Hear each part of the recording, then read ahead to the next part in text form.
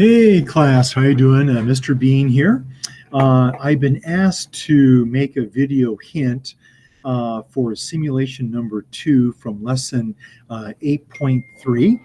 And let's go ahead and take a quick look at it here.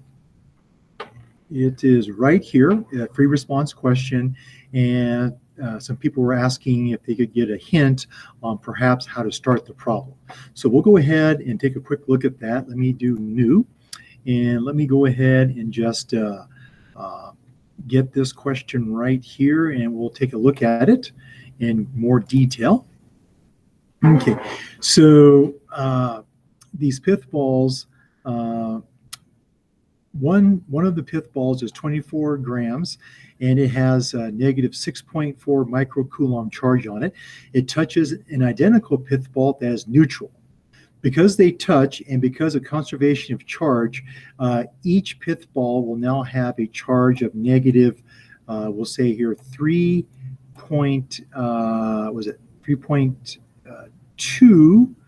microcoulombs. Okay, so each one of these has a charge of negative 3.2 microcoulombs. And it says here the diagram is not to scale. Shows a final configuration of the two pith balls as they hang from the threads. And what they're asking is basically is what is theta? What is this big theta right here? So in order to do that problem here, and they want to know, they want to focus on this pith ball number 2 right here. So they want to focus on that, and we'll go ahead and take a look at it. So I'm going to redraw this like this. You want to kind of draw a kind of a dashed line like this here, and I'm going to draw the string like this, and here is the pith ball right here. And we'll go ahead and figure out maybe first what is this angle here, and maybe we'll call this theta 2 here. And so we want to know what are all the forces acting on this pith ball here. Well, one force we have obviously is going to be the force of tension, which is right here. There's the force of tension, okay? And we also have, or let me make sure that's tension, not plus there. Force of tension, like that. We also have the force of gravity acting downward. So here is the force of gravity here, acting downward. And we also have another force acting in this direction here, which is the force Coulomb. Okay, force Coulomb. And okay, so force Coulomb we can find out very quickly by doing, was it K, right? And we'll do here Q1, Q2 divided by the distance squared. Okay, distance squared. I think that's given to us here, 0.52 meters. And the force of gravity is just going to be mg. And we know the mass of the pith ball is given right here. So make sure we change that to kilograms. And we should be able to calculate this and this here as well. Okay, so now, now we want to do is figure out maybe what this angle here is, maybe figure out what tension is here. So in order to do this, I want to go ahead and redraw this again. So let me change, so let's do this over here so we can maybe see this a little bit better, so it makes more sense here.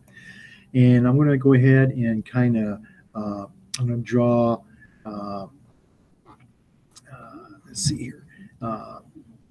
Let's go ahead and draw tension like this right here. So that's the pith ball right here. Now I'm going to change, I'm going to go ahead and draw another parallel line like this here so we can kind of see what's going on here. And we see that this here is theta 1 here, and that's theta, and is equal to this theta here as well. So those two are equivalent right here, right? Okay, so what we want to do now is take a look at this here and see if we can make it fit over here in terms of vectors. So let me go ahead and change to a different, I'm going to use a red pen here. Okay, so see the force of tension here? All right, so the force of tension Let me see how I want to do this here. Okay. All right. So we're right here, and I'm going to go ahead and kind of, let's see, draw. Yeah, let's go right here. So I'm going to go ahead and kind of draw right here. This here is now going to be the force of tension, which is right here. And this force of tension was this right here, and we're just going to move it over here like this on this picture here. Okay. So there's force of tension. And see this force of gravity here? I'm going to go ahead and slide it over here and make sure we have this over here, which is the force of gravity, which is right here. There's the force of gravity. And I'm going to slide the force Coulomb right over here like so. So there we have this force Coulomb right here. Okay. Hold on, let's see, we got too many things going on here. So let me redraw this as force Coulomb right here. And let me reposition this force of gravity here. And let's get this over here. And this here is the force of gravity. And let's make this a little bit longer like that. All right, so now we have this triangle here. Now this is theta here, which makes this also theta. Okay, makes also theta here. So now here's the angle. Here's what I'm looking at. What is this angle here based on this information here? So if I want to find theta, theta would equal the inverse tangent, right? Inverse tangent minus 1, and it'll be force Coulomb, right, over force of gravity, like so. And make sure I did that correctly earlier today.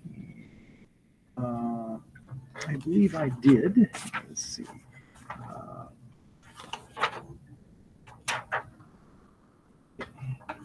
Yeah, I did that. Okay. And that gives me theta, but it only gives me this theta right here. So in order to get the total theta here, maybe there should be theta total, so we don't get confused here, would be 2 times that.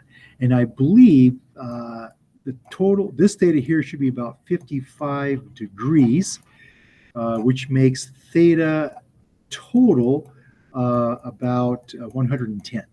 All right, give that a shot and let me know if that helps. You guys take care. Peace out. And hey, love you guys 3000. And see you guys a little bit later.